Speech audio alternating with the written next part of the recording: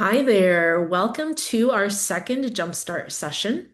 Our Jumpstart session is going to support your use of discussions and that feature inside of Canvas.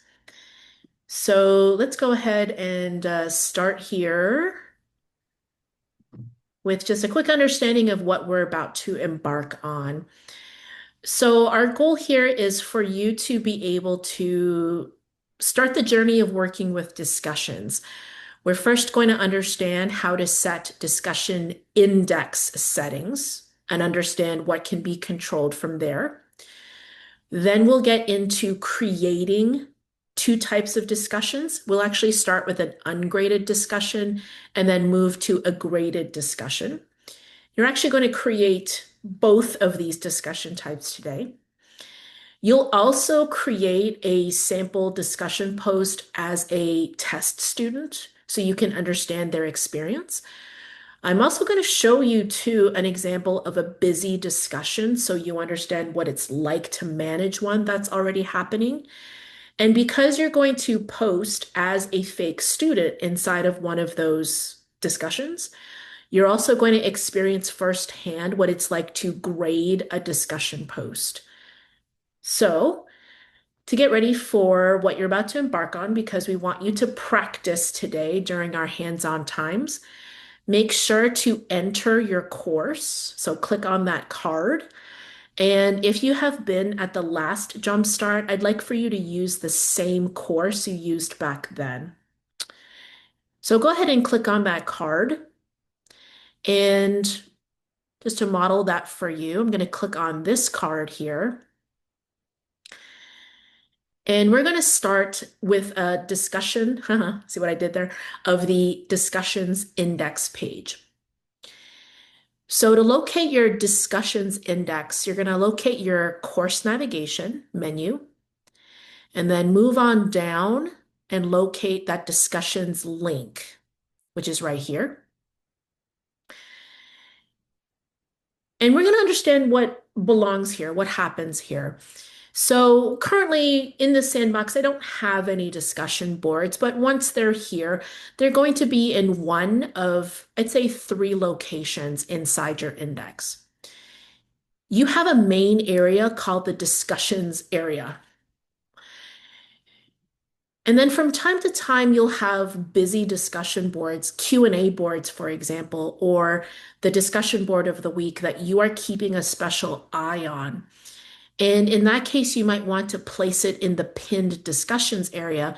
And all that means is you're putting that discussion at the top of the screen for you to monitor, because it's a lot easier to do that than to dig through a long list of discussions that might be here. And then any discussion board that is currently closed would be represented down here. Now you can manually close a discussion board to prevent students from posting to it again. That's appropriate for discussions where things have gotten out of hand. You might also see here two discussion boards that have closed because you set it to close, because they might be graded discussions. And in the graded discussion settings, you can designate a until date, the final date for the board to be alive, if that makes sense. So as you create discussions, you'll see them also pop up here. You don't have to do anything extra to make them appear here. Now, across the top here, you see some interesting controls. Imagine, just for a minute, if you have a ton of discussion boards, you may find it helpful to filter your boards by only the boards that have unread posts on them, which cuts down on the number of links. You can also search for a discussion board. You can also manage the overall settings of a discussion index. And by the way, this is the discussions index, the place where you organize your discussion boards. So I want you to click on the settings gear here, and we're first going to investigate this area. Now, I do want to start on the student settings so you understand and try to figure out for yourself how you want this to run in your class. Now you see right here, this checkbox for create discussion topics for students has been clicked on. I would actually not recommend that you have this clicked on. If it is turned on, go ahead and turn that off. You see, if you leave that on, it means that students can create discussion boards. And there's only maybe one use case where this is helpful, maybe in an advanced graduate class where those students want to solicit, for example, feedback on their research and you want them to be in charge of that. Maybe that's an appropriate case for letting students make boards. But I'd say for most folks, that's not helpful. And then here too, you have the option to allow students to edit and delete their own replies. I feel neutral about this. If you would like for that to be a thing, leave it checked. If not, uncheck it. You can also let students attach files to their discussions. So same thing here. Think about if you want that to be on or not. And then you also see here an option to let students report on discussion replies. And that's appropriate if you are wanting to monitor for, say, inappropriate discussion posts, irrelevant discussion posts, where students can actually view those reports or view those replies and then report them to you. So this allows for them to have the opportunity to report. And then this setting up here only affects you. If you have this checkbox on, means you can choose to manually mark any replies on your board as being read or not. So I think the first thing you'll have to do is decide how you want these discussions to run in your class, check off the boxes you want, and then feel free to move on here. Now let me show you a busier discussion index just so you can get a sense as to how it looks like once you've got lots of posts happening. So I'm going to go inside of this other course that I have to show you that busier view. And as people post to discussion boards, you'll see additional features pop up like this pill right here, letting me know that at the moment there's 10 replies on the board and I've read all of them. All of your boards will be published, so they'll appear with the green check mark. And if they have those posts on them and they're graded, you won't be able to unpublish. You also see here a green ribbon, and this green ribbon allows for you to be subscribed to that discussion board. So you can get a notification to know that somebody has replied to this discussion board. If you would rather not, you can always click on that little green ribbon. And then once you have a discussion board up and you're navigating it from here, you can click on the three dots menu for it and view various options like closing a board for comments. So if I did that, it would push this board automatically to the bottom window. Or the ability to go to speed grader to grade the discussion boards or to duplicate it because I like the format of it and I want to do it for a future discussion. So those options pop up once you have a board going. All right, friends, that's just a quick overview of the discussion index. I want to give you a little time here to think through your discussion settings in your own sandbox. So I'll give you a little time for that. And then let us know here if you've got any questions about what you're seeing as you manage your settings.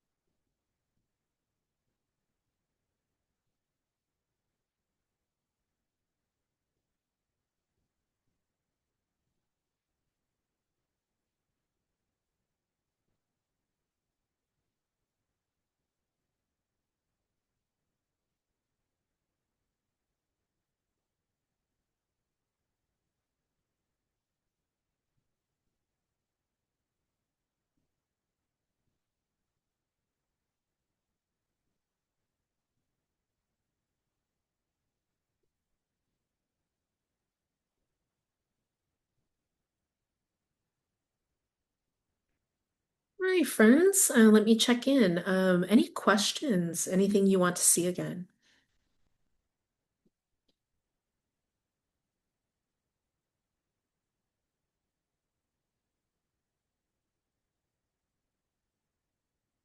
Okay, no problem.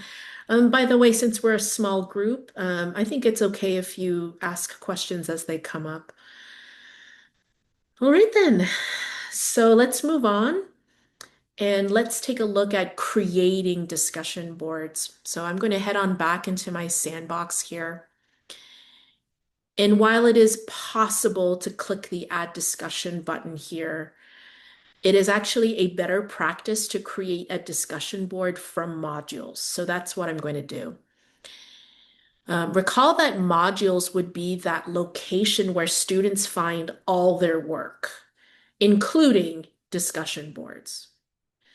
So if you're inside your sandbox and you would like to get a module up and going, just click this module button here.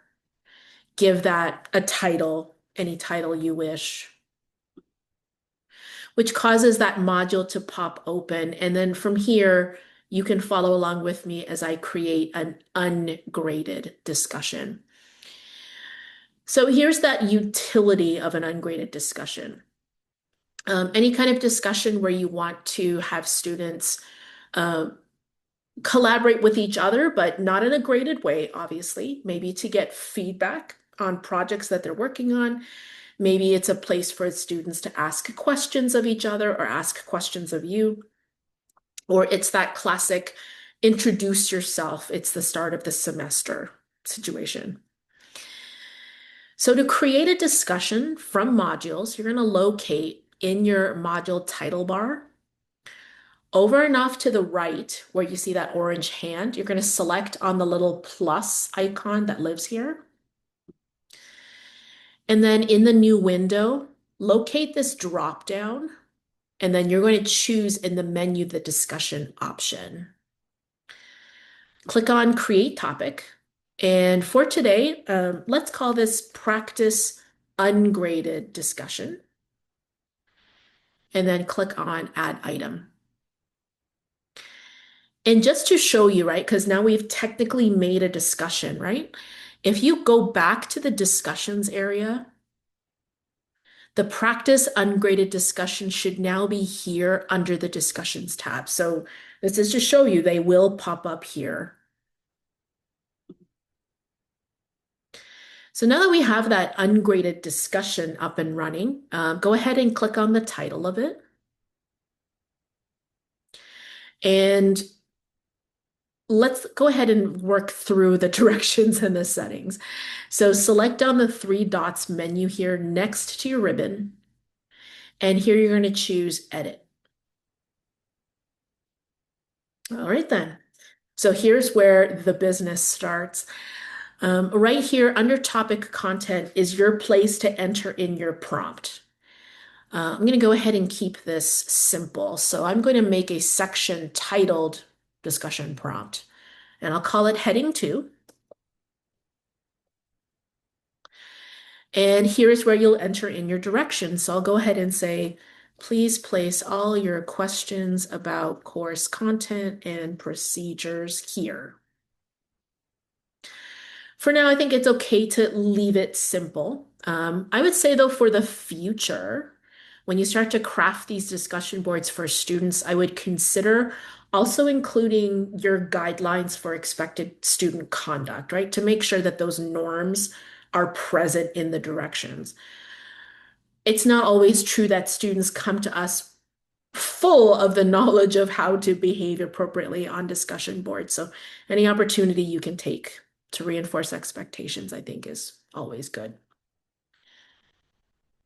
Consider too at that point, enriching your directions with things like links, images, media, documents, studio videos, Microsoft items. So you can make this discussion prompt as interesting as you wish. And then after you check for accessibility using the accessibility checker, which lives right here, you're going to now contemplate the rest of your settings. So move on down here. And if you did allow the ability, or I should backtrack, you always have the ability to attach files as yourself as an instructor. So you can click on it and attach, say, a reading that you need the students to read or anything like that. Under options, because this is ungraded, we're going to leave this graded checkbox alone. So don't touch it for right now. But think through if you want to have these other options visible to all students. You can choose to have this discussion be anonymous, and that can literally mean, even though you are the instructor in the course, you are in charge. Having an anonymous discussion means you won't be able to find out who's saying what. So the use cases for an anonymous discussion might be for very sensitive topics, but you want students to feel free to express themselves, in which case you can choose partial or full anonymity. Otherwise, you can just leave it off, and that's okay. That means when Helen, your student, posts, then you see Helen Wilson as the author. Other options that live here, I think have varied value, let's put it that way. For example, you might want to turn on this option. Participants must respond before viewing other replies. So they can't view the 20 other replies before they craft their own. You can also choose to disallow threaded replies. So all replies will appear in strict chronological order, but that means that replies will appear out of context. So Helen might respond to somebody's post that was posted like 5 days ago, and the original post and Helen's post will be separated if you do that. You can choose to allow liking. This is strictly optional. A little thumbs up appears, and you can have students click on the thumbs up to like other people's posts. That's a way to allow for an informal kind of voting process. And you can also add this to the student to-do list. So realize this is not a graded discussion, right? There's no due date. But if you still really want students to do it, like that introduction to the class post, you can still add the necessity of doing the post to the student to-do list. So it's a sort of due date, except this will not make a column in the grade book. So you're going to put down, hey, you have to do this by June 30th. And the type of board that we're building today is a board that's open to all students.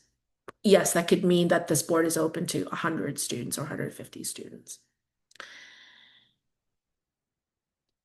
Now, the other settings you can set here, I think, are purely preference on your part. They don't impact the functioning of the board in any way. So you can choose to have the threads appear open or closed, oldest post first, newest post first. Can also lock this for students. And then here, right, you can choose to have this ungraded board still have a shelf life. So you can choose to have this only be available until, I don't know, July 17th, at which date the board will automatically close. So at this point, you go ahead and click on save if you want to come back to it and add more details. But if it's ready to go, I suggest you click save and publish. And remember that published items are now visible to students. So you have to make sure you publish it before students have to do it.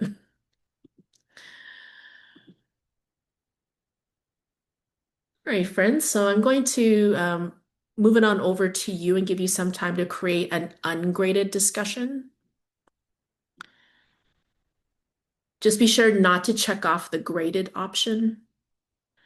And let us know here in the time if you've got any questions about ungraded discussions.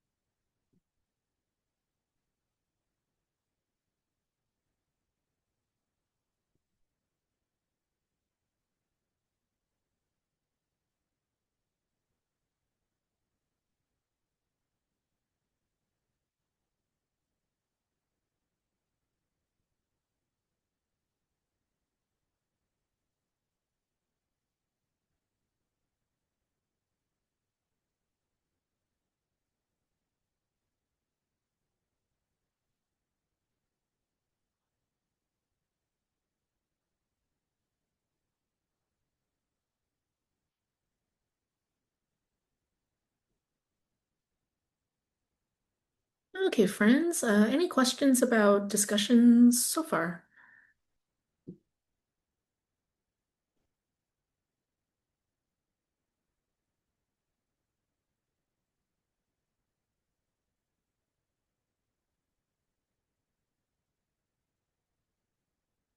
Okay, no problem.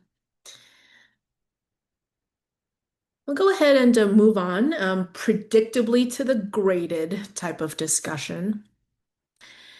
Leave this discussion alone. You may want to play with this later. But as before, we're going to create this discussion from modules. So I will select back on my modules link here. And just as I did for the ungraded discussion, I'm going to locate that title bar for the module, click on the plus button here. And then in the drop down, again, you're going to choose discussion. But this time when you name it, predictably, you're going to call it graded discussion.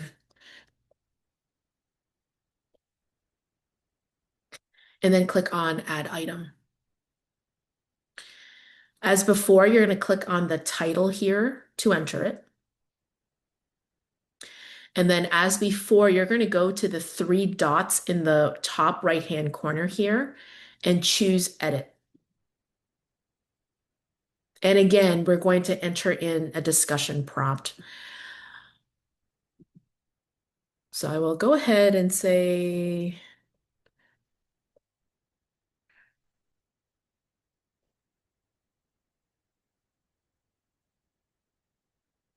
please discuss the following real life issue related to our content, dot, dot, dot.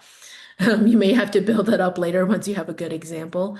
But again, feel free once you've got a real case before you, right? A real reason to have a discussion board up, to add links, images, video, studio video, Microsoft items, and anything you have access to underneath your little plug icon here in the rich content editor.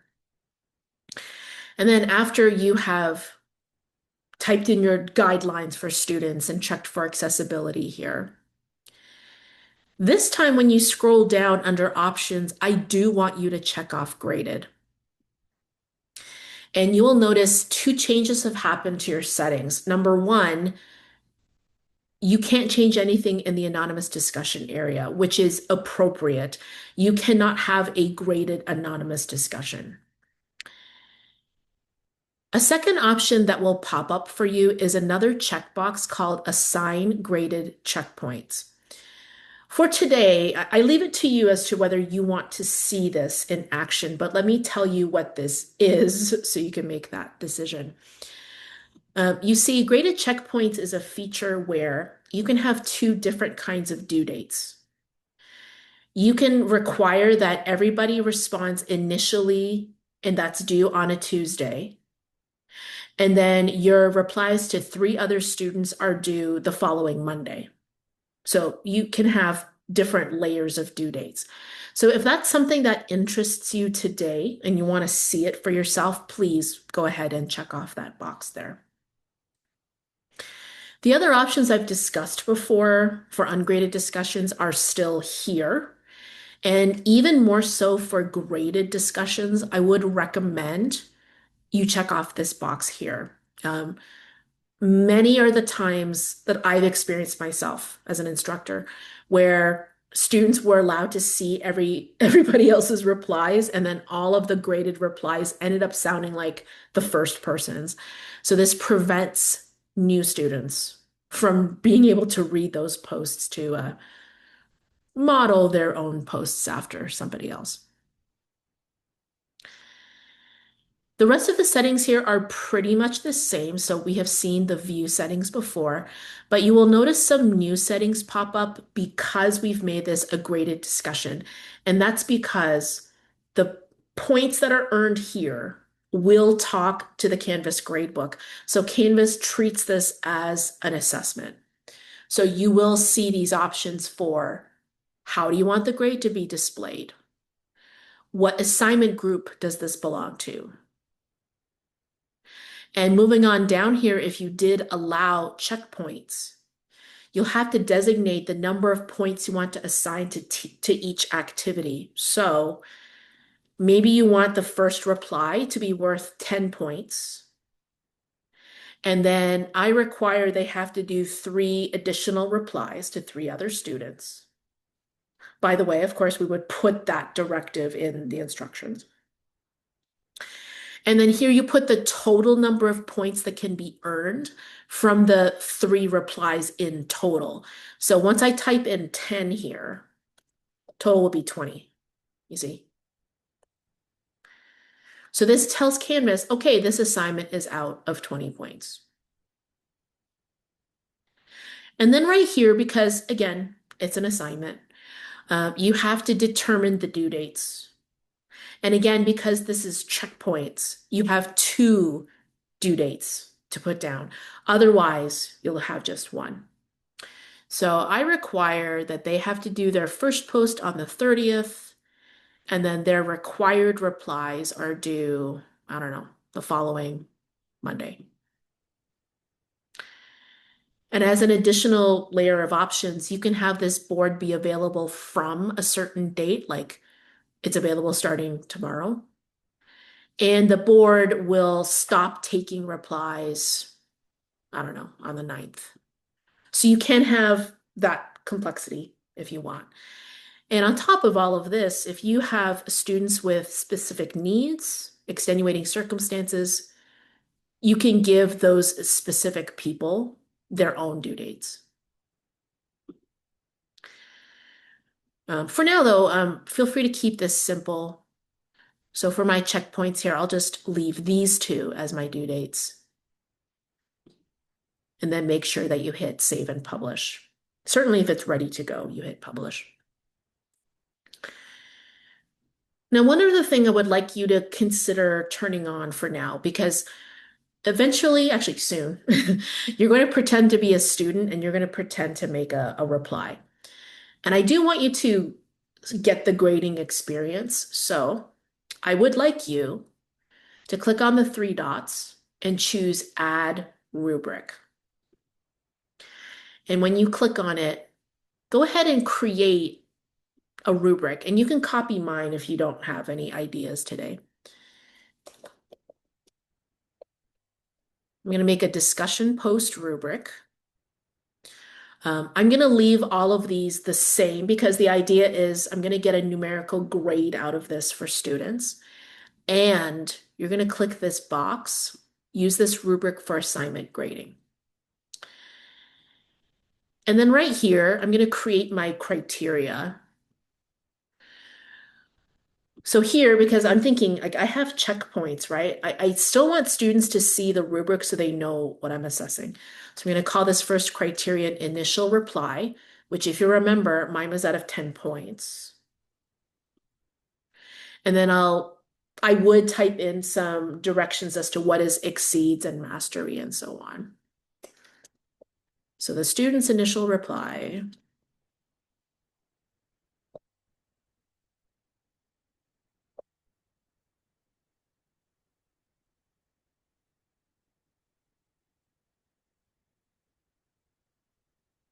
I think you understand what I mean. We've all filled out rubrics before, certainly. Now, inside of the rubric rather criterion making space here, feel free to remove or add new ratings. You can also adjust the number of points that are going to be awarded to students too. And then you would click on Save Criterion. And then we're going to do one more. If you want to copy this again, you feel free. This would be replies to others. The student has replied to 3 other students. Every reply is thoughtful,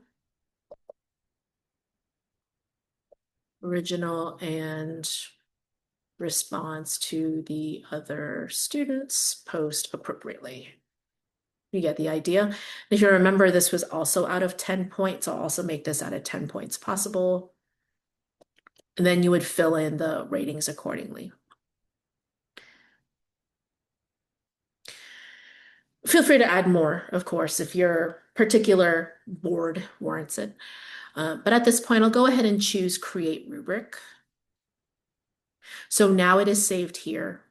And if you have to go back and make edits before students get a hold of this, you can do so from the pencil. So my graded discussion here is, well, I think ready to go, which is going to be now your opportunity to go ahead and craft your own. So go ahead and move our presentation over to the next activity. I have allotted a little more time, but if you're ready to move on earlier than the 5 minutes, please feel free to say so. I do want you to make a graded discussion and make sure that it's ready to go for our fake student to find. Let me know in the meantime if you have any questions.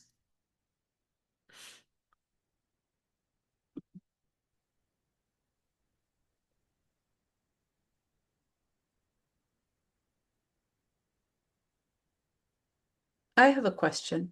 Yes, ma'am. So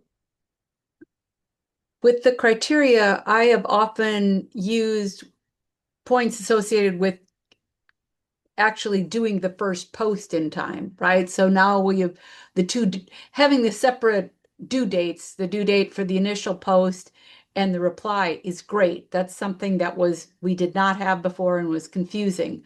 But do I then add that as a criteria in my rubric? Yeah. Okay. I would make sure that that's outlined so they know like you have to reply on time and it's worth this many points. You have to post on time and reply on time. Yes, that timely Yeah. response would be part of the rubric then. Okay, Yeah. Mhm. thank you. Mhm.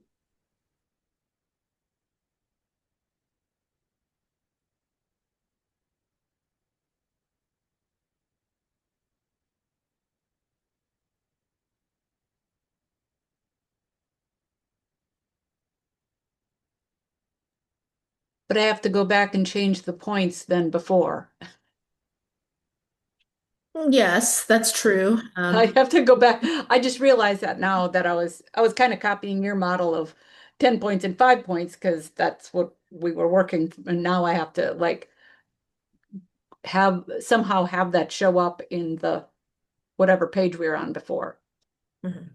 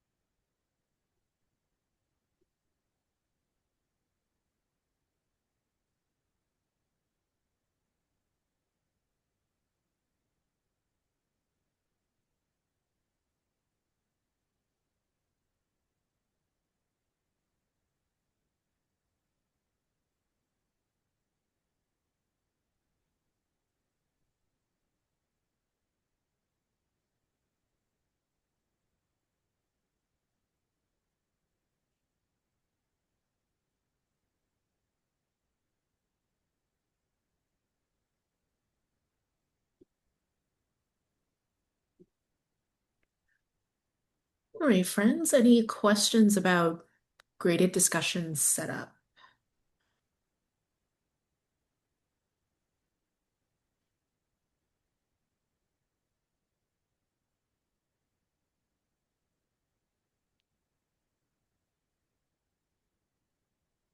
Okay, so let's head on back to specifically the graded discussion because, again, I'm trying to set you up for viewing your own fake students' replies in SpeedGrader. Now, you may want to do so actually from within modules. Just to practice, click on modules here and make sure to publish the module where the discussion is. Because even though your discussion might be published, it doesn't mean that the module is. So here it's not. I'll click on the drop down here and choose publish module and all items. And then you can click on view as student and then access your graded discussion from here. And by the way, since we're here, notice that students are really explicitly told when their due dates are. So it's pretty hard to miss that I have things to do on these dates. So feel free to click on your graded discussion here in your module. See, you must post before seeing replies. And you feel free to click on the reply button yourself and type whatever you want.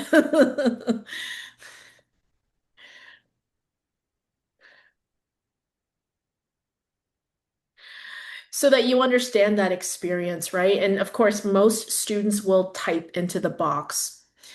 But notice too, they have the rich content editor, and maybe in a future iteration of your graded discussions, you will require, for example, that students have to create a studio video of their reply, or they have to embed a Microsoft item that they need to have feedback on. So students can also be very creative in how they reply to you. But to be honest, it might be that you require students to do that. They don't always come up with that idea. So feel free to type whatever you like here or play with options to add, say, video or documents. Check for accessibility, especially if the checker pops up, and then click on reply. And that's how that discussion post is going to look like to the instructor. If you'd like to do even more replies, feel free to add another reply to the initial prompt, or you can reply to yourself. I know, but just so that you understand too, again, you get the same box. Again, feel free to type whatever you like here. Play with RCE options here and click on reply. And so this is how that threaded reply or thread rather is going to look like. So students will come on the board once they've created their post, of course, and they can click on these reply arrows here to reply to that individual, or here's how they reply to the initial post. And you notice too, our test student has a little ribbon here. Um, and just so you know, students can also choose to be unsubscribed to the board. So if students are reaching out saying, I'm not getting notifications anymore, they most likely have played with the ribbon and not realized what it did.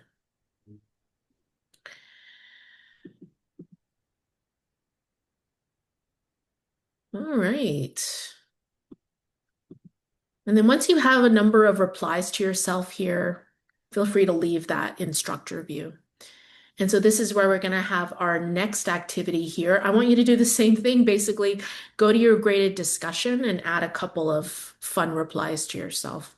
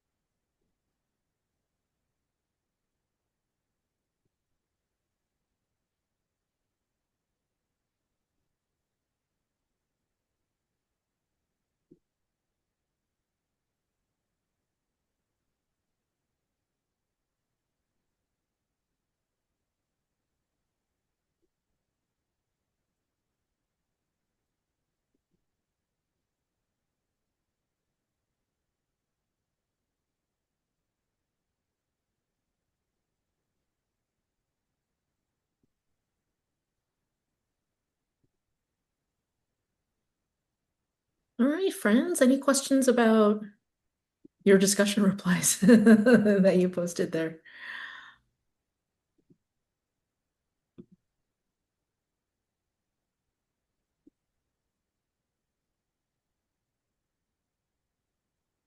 All right. Well, let me take this opportunity here to show you what it's like to manage a busy board. So I'm going to move on over to, I think it's this board here, just so you get a sense as to what it looks like once students really get a hold of it. So here is one of my boards. I did create an initial post, and then I had students add their replies to it. So these three students replied using the little reply button there. And you yourself has the option, you have the option to reply to the individual. And here's how it looks like to have the liking option on. So I can click on it like that. There we go. Now you also see here on Happy's post, there's a little red number 1, and that's because someone has posted this as inappropriate. For folks to send a report, the person, the reporter, would have to go to the three dots here. And at the very bottom of the menu that pops up is an option to report. Here's how that looks like here. And so when the student gets a hold of it, they choose a reason and then they hit submit.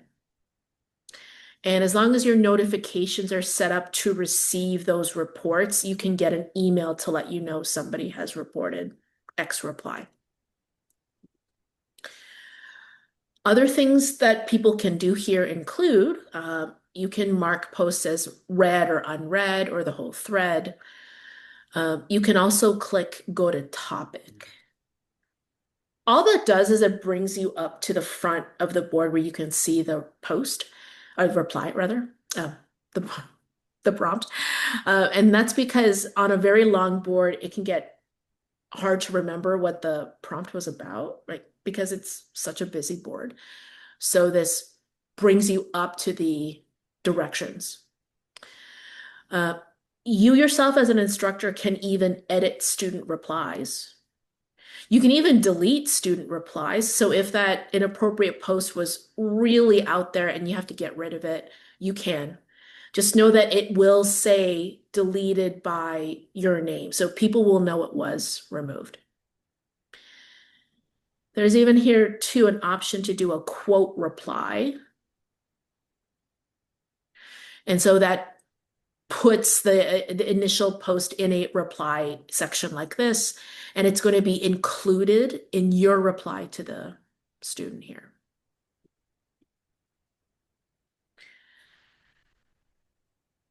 Now, other things that are possible here, I'll share this is a really long board. And right now I have to scroll a long ways to get to the very bottom of the page, which might be a lot. Well, I can choose to view my board in a different way. Right now I have inline set up. Inline means all posts are kind of kept together. So here's the threaded replies option on. So I see Hope replied to Abed, which is nice. But if I would rather shorten my scrolling, because scrolling is a lot nowadays, you can turn on split screen. Doesn't look like anything changed at first, but when you scroll down, and let's say you locate a thread, remember Abed had a thread, right? So what I can do is I can now click on the reply link here, and it splits the screen. So the main discussion board is here. So I can get what the directions were, but the thread is off to the side. So I can navigate the thread here and the main board here.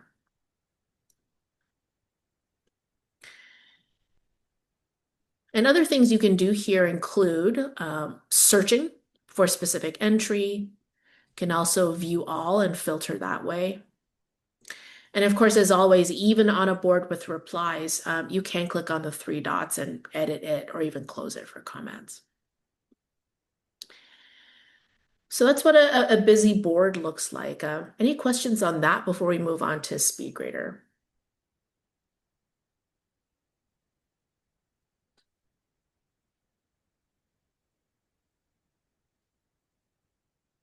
Okay. Well, let's get to SpeedGrader, shall we? Head on back to your module as yourself this time, not as the student. And go ahead and find your graded discussion. And in the three dots of that discussion post here, you should now have a SpeedGrader link. So you can click on that to head on over to your SpeedGrader. Be patient with Helen, she's going through something. So we're going to take a look at what that's like to grade a discussion board. Now, we do have checkpoints on, right? So here's what it's like to grade using checkpoints. Be aware though, and this is a personality quirk of the tool at the moment. Even though we did attach a rubric, rubrics will not auto-populate grades for checkpoints, meaning if I select exceeds and exceeds, right? This is 20 points, right?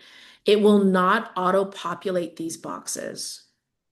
And as a matter of fact, it will not actually report those points to the gradebook either. So if you're wondering, well, you made me do the rubric, what's the point? Um, I think it's still a good idea to have the rubric so that students know how the points match with with your expectations. So because students can see the rubric when they look at the assignment, they know what you're looking for when you enter in the points totals here and here. So I would still use this as a guide to myself, but I wouldn't necessarily click on the cells here to enter in the grade. I would use this instead to grade. So I would look at the initial reply. I would see, where they're at. I might type in the number, but you do have to type in the number here. And by the way, right here on the drop down, Judy, I think was asking something related to this. You can mark the status. And to be clear, if they did it late, it will be marked as late. It will already say late. But this lets you change the status in case there was a circumstance that intervened. And then you would look at their required replies. So in this case, Helen definitely didn't do that. So I'm going to give her no evidence. So I would click on maybe a 0 here. And so what will be reported in the gradebook is basically 5 out of 20, but that's because the grade comes from the checkpoints. And strictly speaking, it's not coming from the rubric. Now that's how I would grade using checkpoints. If you had a discussion board that did not have checkpoints, but you did have the rubric, yes, you could use the rubric to grade. In that case, you would click on the cells. The points enter in here. You can type in comments. And then the points earned through the rubric would be delivered to the gradebook in that case. And that's what it's like to grade using checkpoints. I have an example here with just a rubric, not checkpoints, just so you can see that rubric experience. So total number is 8 points. And then in this case, the 8 points would be registered for the student's grade here. And that's our discussion's Jumpstart. I know. So again, if I could set up the two different dates without putting any points at that checkpoint, and then I could use the rubric fully if that was part of my rubric. Mhm. Yep, you could do that too.